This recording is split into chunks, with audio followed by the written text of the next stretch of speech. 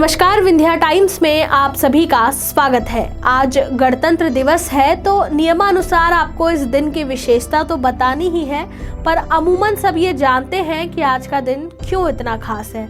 पर हम आज आपको बताएंगे कि हमारा संविधान क्यों इतना खास है, ऐसा क्या है इसमें कि ये सारे देशों से अलग है। तो आपको बताते चलें, भारत के इतिहास में 26 नवंबर 1949 और 26 जनवरी 1950 का बहुत महत्व है। यह दोनों तारीखें भारत के संविधान के इतिहास से जुड़ी हैं। 26 नवंबर 1949 को हमारा संविधान अंगीकार किया गया, तो वहीं 26 जनवरी 1950 को इसे लागू कर दिया गया। संविधान को जिस तारीख में अंगीकार किया गया यानी 26 नवंबर, उस दिन को संविधान दिवस के तौर पर मनाया जाता है और 26 जनवरी को गणतंत्र दिवस।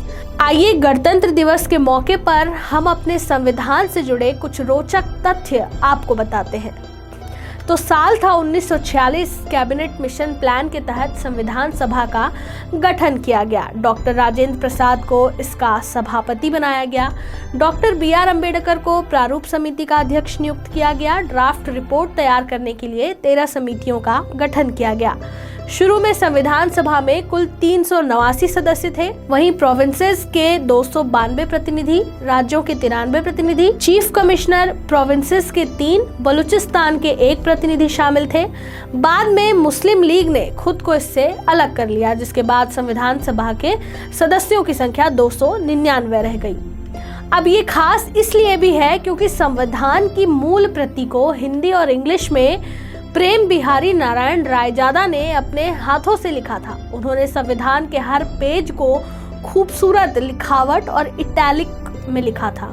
बता दें, उन्होंने नंबर 303 के 254 पेन होल्डर नीब का संविधान लिखने के लिए इस्तेमाल किया।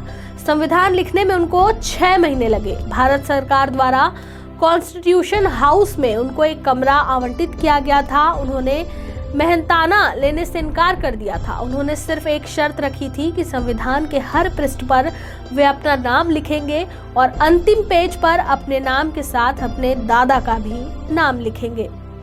संविधान के हर पेज चित्रों को सजाने का काम आचार्य नंदलाल बोस को सौंपा गया था। उनके मार्गदर्शन में उनके शिष्यों ने संविधान को डिजाइन देने का काम किया। बड़ी बड़ी तस्वीरों को नंदलाल बोस ने खुद से पेंट किया। संविधान के सबसे अहम पेज प्रस्तावना को अपनी कला से सजाने का काम व्यवहार राम मनोहर सिन्हा ने किया।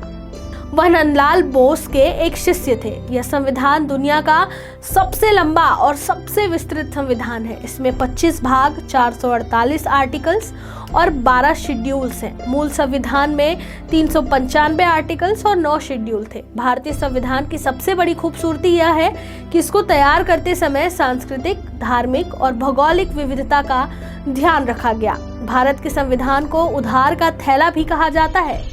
इसे बनाने के लिए 10 प्रमुख देशों के अलावा उस समय मौजूद 60 से अधिक संविधानों की सहायता ली गई। आज़ादी, समानता और बंधुत्व के सिद्धांतों को फ्रांस के संविधान से लिया गया, तो 5 वर्षीय योजनाओं का आइडिया USR से लिया गया। सामाजिक आर्थिक अधिकार व सिद्धांत आयरलैंड से लिया गया, तो सबसे अहम जिस कानून पर सुप्रीम कोर्ट काम करता है वह जापान से लिया गया। ऐसी कई और चीजें हैं जो अन्य देशों के संविधान से ली गई, लेकिन फिर भी हमारा संविधान इनसे जुदा है। संविधान के निर्माण पर कुल 64 लाख रुपए खर्च किए गए थे। संविधान सभा कुल 11 सत्रों के लिए बैठी थी। संविधान सभा का 11वां सत्र 14-26 नवंबर 1949 के बीच आयोजित किया गया था। वहीं 26 नवंबर 1949 को संविधान का अंतिम ड्राफ्ट तैयार हुआ था। बता दें, हिंदी और अंग्रेजी में लिखी गई भारतीय संविधान की मूल प्रतियों को भारत की संसद की लाइब्रेरी में विशेष हीलियम से भरे केस में रखा गया है, ताकि लंबे समय तक यह सुरक्षित रहे।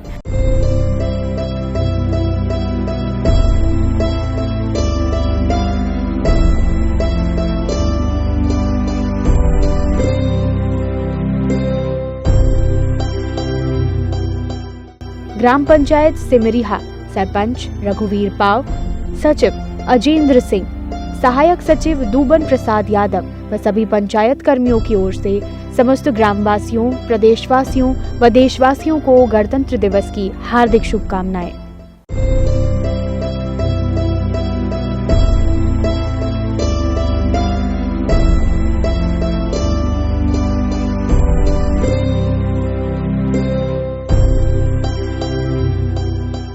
ग्राम पंचायत सिधली सरपंच चंदा सिंह, सचिव बैजनाथ सिंह, सहायक सचिव राजेंद्र सिंह व सभी पंचायत कर्मियों की ओर से सभी ग्रामवासियों व देशवासियों को गणतंत्र दिवस की हार्दिक शुभकामनाएं।